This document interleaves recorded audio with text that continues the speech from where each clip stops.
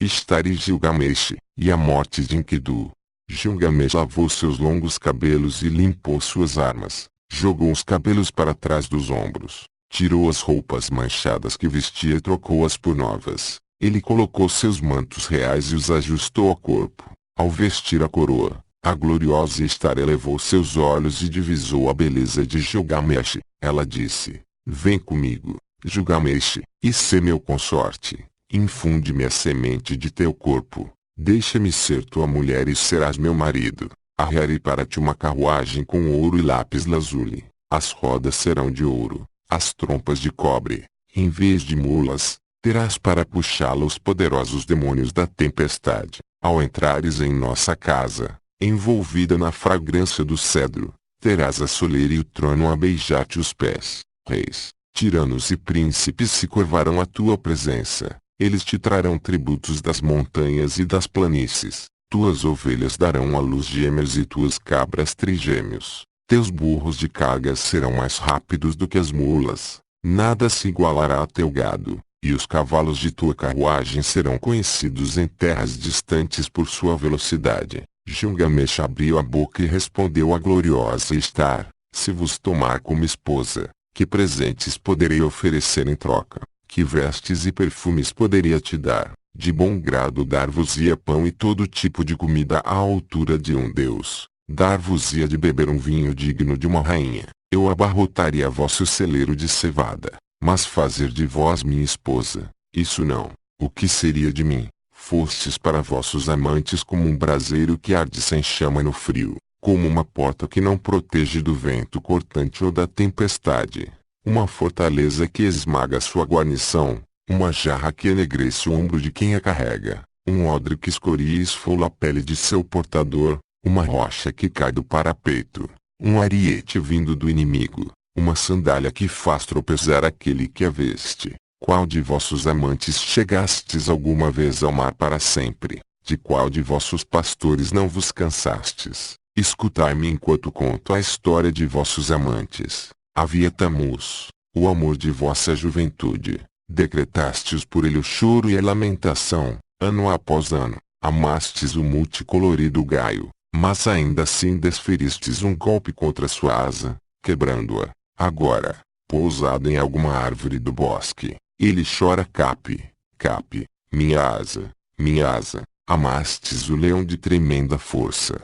Preparastes para ele 7 armadilhas, e mais 7. Amastes o garanhão que era magnífico na batalha, e para ele decretastes o chicote, a espura e a correia. Ordenastes que galopasse 7 léguas todos os dias e que lhe dessem água suja para beber. E para sua mãe, Silili, impusestes as lamentações. Amastes o pastor do rebanho. Dia após dia ele vos preparava um bolo de aveia, e sacrificava cordeiros em vossa homenagem. Vós o golpeastes e o transformastes no lobo. Agora seus próprios filhos o afugentam, seus próprios cães de caça o acossam, lacerando-lhe os flancos. E não amastes também Shulanu, o jardineiro do bosque de palmeiras de vosso pai? Ele vos trazia incontáveis cestas repletas de tâmaras. Todos os dias ele cobria vossa mesa. Então olhastes para ele e dissestes: Caro Shulanu, vem comigo. Vamos desfrutar de tua virilidade. Aproxima-te e toma-me em teus braços. Sou tua. E Shulanu respondeu: O que estás me pedindo? Minha mãe cozinhou e eu comi. Por que deveria recorrer a alguém como vós para obter comida contaminada e pútrida? Pois desde quando um biombo de treliça é proteção suficiente contra a geada? Ao ouvir sua resposta lançastes contra ele um feitiço. Ele se transformou numa toupeira cega que habita as profundezas da terra. Alguém cujos desejos estão sempre além de seu alcance. E, se nos uníssemos, será que eu não receberia o mesmo tratamento dispensado a todos esses que um dia amastes? Ao ouvir esta resposta, Ishtar foi tomada de uma implacável cólera. Ela subiu aos céus e chorou convulsivamente diante de seu pai, Anu, e sua mãe, Anion, e disse: Pai, Gilgamesh cobriu-me de insultos. Ele expôs toda a minha abominável conduta, denunciou minhas infâmias e torpezas. Anu abriu a boca e disse: És um pai de deuses. Não discutiste com Gilgamesh, o rei, e por isso ele denunciou tua abominável conduta, tuas infâmias e torpezas. Istar abriu a boca e tornou a falar: Pai, dai-me o touro do céu para destruir Gilgamesh. Enchei, eu vos peço, Gilgamesh de arrogância para sua própria destruição. Mas, se vos recusardes a me dar o touro do céu, destruirei os portões do inferno e despedaçarei seus ferrolhos. Haverá confusão entre os seres que estão nas camadas que superiores e os que estão nas profundezas da terra. Trarei os mortos para cima, para que se alimentem como os vivos, e a hoste dos mortos será mais numerosa que a dos vivos. Anu disse a poderosa Istar: se eu fizer o que tu me pedes, haverá 7 anos de seca por todo Uruk. O trigo só terá palha e nada de semente.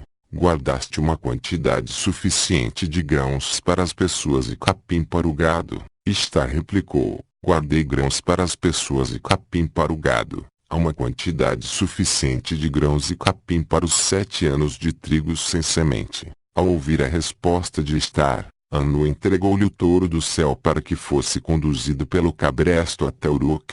Quando eles chegaram aos portões da cidade, o touro dirigiu-se ao rio. Ele bufou uma vez e a terra abriu-se em fendas, engolindo a vida de 100 homens. Ele bufou uma segunda vez e mais fendas se abriram, levando a vida de 200 homens. Na terceira vez novas fendas se abriram, lançando Enkidu para a frente. Mas ele imediatamente recuperou o equilíbrio, se esquivou e lançou-se sobre o touro agarrando pelos chifres. O touro do céu espumava em seu rosto e o escoriava com a parte mais grossa de sua cauda. Enkidu gritou para Gilgamesh: amigo, nós alardeamos que deixaríamos uma fama duradoura atrás de nossos nomes. Agora enfia tua espada entre a nuca e os chifres do touro. Gilgamesh foi então atrás da fera, agarrou o talo de sua cauda, enfiou a espada entre sua nuca e seu chifre e a matou. Depois de matarem o touro do céu, eles arrancaram seu coração e o ofereceram a Shamash.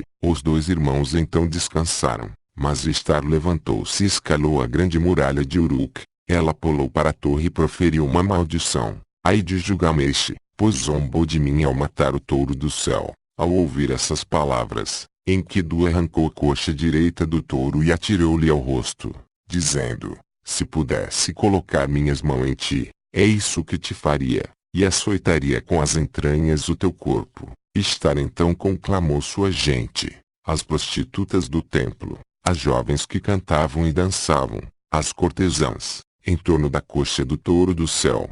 Organizou um velório de choro e lamentação. Mas Gilgamesh reuniu todos os ferreiros e alfagemes. Eles ficaram impressionados com a imensidão dos chifres, que eram revestidos de uma camada de lápis lazuli de 2 polegadas de espessura. Cada um deles pesava 15 quilos, e em seu interior cabia o equivalente a 6 medidas de óleo, que Gilgamesh ofereceu ao seu deus protetor, Lugubanda. Mas ele levou os chifres para o palácio e os pendurou na parede. Eles então lavaram suas mãos no Eufrates, abraçaram-se e foram embora. Atravessaram as ruas de Uruk, onde os heróis haviam se reunido para vê-los. E Gilgamesh virou-se para os jovens que cantavam e gritou: quem é o mais glorioso dos heróis? Quem é o mais eminente entre os homens? Gilgamesh é o mais glorioso dos heróis. Gilgamesh é o mais eminente entre os homens. Houve então um banquete, e festejos, e o palácio encheu-se de alegria,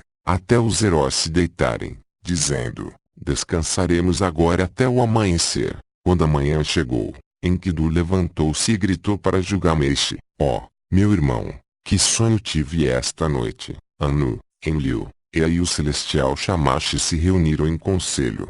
E Anu disse a Enlil: portanto tem matado o touro do céu e por terem morto um baba, que tomava conta da montanha de cedro, um dos 2 tem de morrer. O glorioso Shamash respondeu então ao herói Enlil: foi sob tuas ordens do que eles mataram um baba e o touro do céu. Será que Enkidu tem de morrer apesar de ser inocente? Enlil virou-se bruscamente para o glorioso Shamash e disse, em fúria: ousas dizer uma coisa dessas, tu que estavas sempre a acompanhá-los como se fosses um deles. Enkidu jazia estendido diante do amigo, suas lágrimas vertiam copiosamente, e ele disse a Gilgamesh: ó, meu irmão, és tão querido por mim, e eles no entanto vão tirar-me de ti. Ele tornou a falar. Devo sentar-me à entrada da casa dos mortos e jamais tornar a ver com meus olhos o meu querido irmão, solitário e enfermo em seu leito. Enkidu amaldiçoava o portão como se ele fosse de carne viva. Tu, madeira do portão, inerte, insensível e apática, viajei 20 léguas procurando por ti, até achar o gigantesco cedro. Não há madeira igual em nossa terra. 72 côvados de altura e 24 de largura. Eixo, virole e batente perfeitos. Foste feito pelo mestre dos artesãos de Nippur. Mas, aí, se eu soubesse o que aconteceria, se soubesse que serias o único bem resultante desta aventura, teria levado o machado ao ar e te feito em pedaços,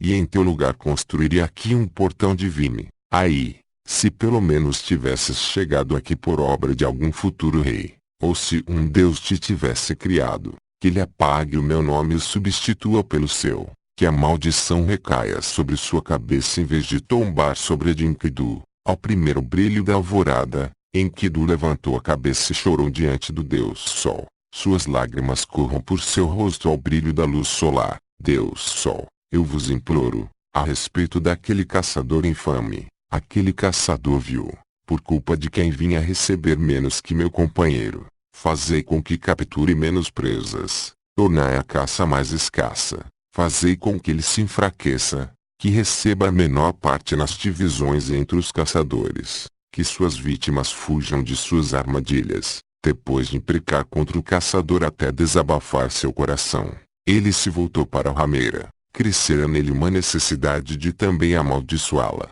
Quanto a ti, mulher, lanço-te uma grande maldição, prometo-te um destino para toda a eternidade. Minha praga se abaterá sobre ti imediata e repentinamente, ficarás sem teto para o teu comércio, pois não manterás casa com outras mulheres na taberna, mas terás de realizar teu negócio em lugares fétidos e empestados pelo vômito do bêbado. Teu preço será barato.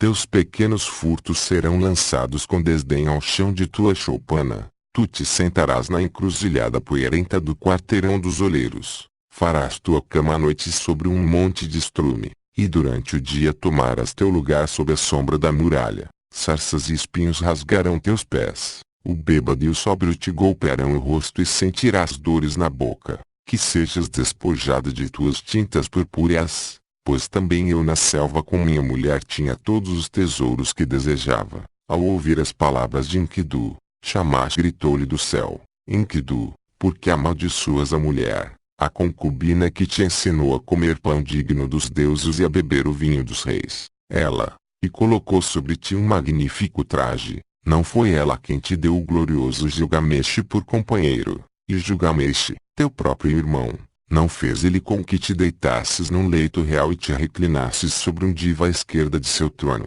Ele fez com que os príncipes da terra beijassem teus pés. E hoje todo o povo de Uruk chora e se lamenta por ti. Quando morreres, ele deixará seus cabelos crescerem por tua causa. Ele vestirá a pele de um leão e vagueará pelo deserto. Ao ouvir as palavras do glorioso Shamash, seu coração colérico se acalmou. Ele retirou a maldição e disse: Mulher, prometo-te um outro destino. A boca que te amaldiçoou agora te abençoa. Serás adorada por reis, príncipes e nobres. Embora 12 milhas de distância, exercerás forte atração sobre um homem e o perturbarás. Ele te abrirá as portas de seu tesouro e terás tudo o que desejares. Lápis lazuli, ouro e cornalina, tirados da sua pilha de tesouros. Ganharás um anel para teu dedo e um manto. Um sacerdote te conduzirá à presença dos deuses. Por tua causa uma esposa, mãe de Sete, foi abandonada, enquanto Enkidu dormia sozinho em sua enfermidade. Com o coração amargurado ele se virou para o amigo e desabafou: Fui eu quem abateu o cedro, quem limpou a floresta, quem matou um baba, e agora olha o que me aconteceu. Escuta, meu amigo, o sonho que tive esta noite. Os céus troavam e a terra rugia de volta. Entre os dois estava eu, diante de um ser aterrador, o homem-pássaro de feições sombrias. Ele havia me escolhido como presa. Seu rosto era como o de um vampiro, seus pés como as patas de um leão, suas mãos como as garras de uma águia. Ele se abateu sobre mim e suas presas agarraram minha cabeça. Ele me apertou com força e me senti sufocar. Ele então transformou meu corpo de tal maneira que meus braços viraram asas cobertas de penas. Ele me olhou fixamente e levou-me para o palácio de Irkala, a rainha das trevas, a casa de onde ninguém que entra jamais torna a sair, a estrada sem retorno. Ali fica a casa onde as pessoas sentam-se no escuro, onde o pó é sua comida e o barro sua carne. Elas se vestem como os pássaros, tendo as asas como traje. Elas não veem a luz e sentam-se na escuridão. Eu entrei na casa do pó e vi os reis da terra, suas coroas guardadas para sempre. Vi tiranos e príncipes, todos aqueles que outrora usavam coroas reais e governavam o mundo. Aqueles que no passado haviam ocupado o lugar de deuses como Anu e Enlil agora trabalhavam como servos, buscando carne assada na casa do pó e carregando carne cozida e água fria tirada do odre. Na casa do pó em que entrei estavam os altos sacerdotes e os acólitos, os sacerdotes do êxtase e do encantamento.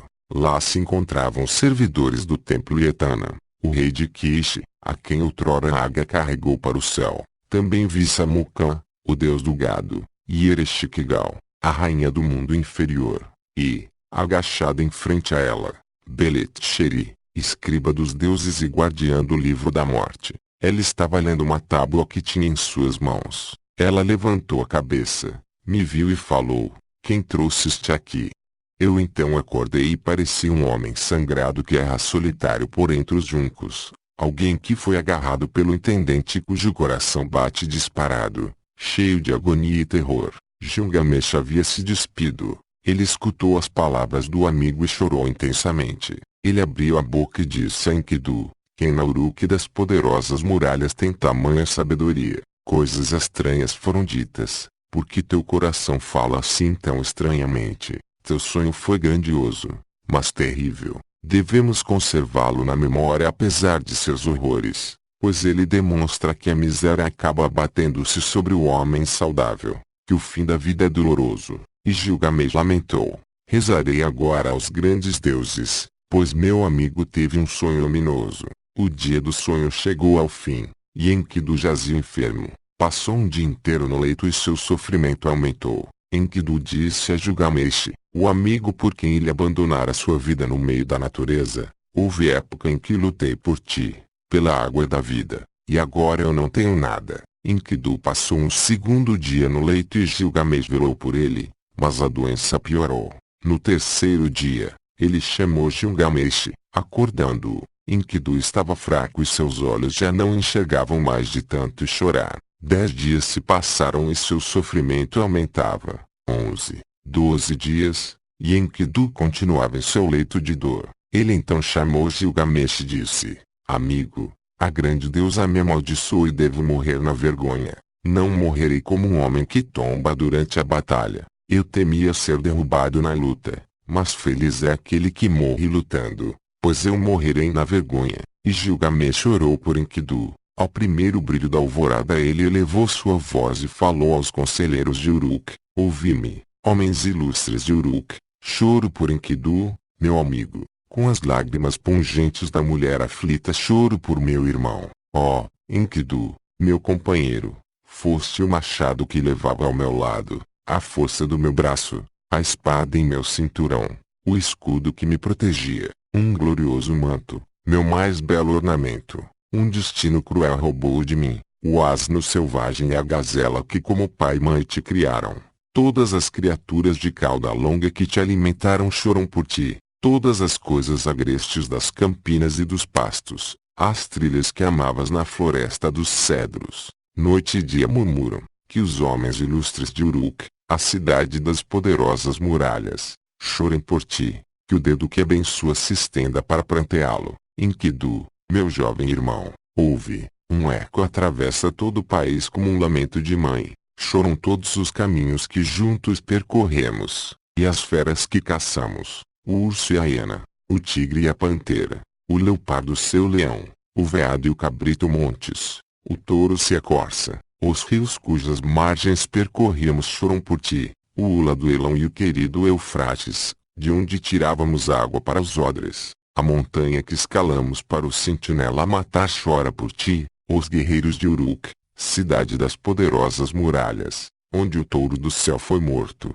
choram por ti. Todo o povo de Endu 132 chora por ti, Enkidu. Aqueles que trouxeram cereais para conteres choram agora por ti, que o óleo em tuas costas esfregavam choram agora por ti, que te enchiam o copo de cerveja choram agora por ti. A meretriz que com o perfumado unguento te untava lamenta-se agora por ti. As mulheres do palácio, que te deram uma esposa, um grupo seleto de boas conselheiras, lamentam-se agora por ti, e os jovens, teus irmãos, como se fossem mulheres de cabelos compridos choram por ti. Que sono é este que em seu poder te mantém? Estás perdido no escuro e não me podes ouvir. Gilgamesh tocou o coração de Enkidu, mas ele já não batia. Seus olhos também não tornaram a se abrir. Gilgamesh então cobriu o amigo com um véu, como o noivo cobre a noiva, e pôs seu Ra a desabafar sua fúria como um leão, como uma leoa cujos filhotes lhe foram roubados. Vagueou em torno da cama, arrancou seus cabelos e os espalhou por toda parte. Arrancou seus magníficos mantos e atirou-os ao chão como se fossem abominações. Ao primeiro brilho da alvorada, Gilgamesh gritou: fiz com que te deitasses num leito real, te reclinaste sobre um diva à esquerda de meu trono. Os príncipes da terra beijaram teus pés. Farei com que todo o povo de Uruk chore por ti e te cante hinos fúnebres. As pessoas alegres se curvarão de dor, e, depois de desceres à terra, deixarei que meu cabelo cresça em tua homenagem e errarei pelas matas na pele de um leão. De novo no dia seguinte, ao primeiro brilho da aurora, Gilgamesh se lamentou. Por 7 dias e 7 noites ele chorou por Enkidu, até que os vermes tomaram-lhe o corpo. Somente então Gilgamesh entregou Enkidu à terra, pois os Anunnaki, os juízes do mundo inferior, o haviam capturado. Gilgamesh então mandou proclamar um edito por todo o país. Ele convocava todos os caldeireiros, ourives e pedreiros e os intimava: fazei uma estátua de meu amigo. A estátua foi moldada com grande quantidade de lápis-lazuli no peito e de ouro no resto do corpo. Foi então montada uma mesa de madeira de lei, e em cima dela foram colocadas uma tigela de cornalina cheia de mel e uma de lápis-lazuli contendo manteiga. Gilgamesh as ofereceu ao sol, e, chorando, partiu.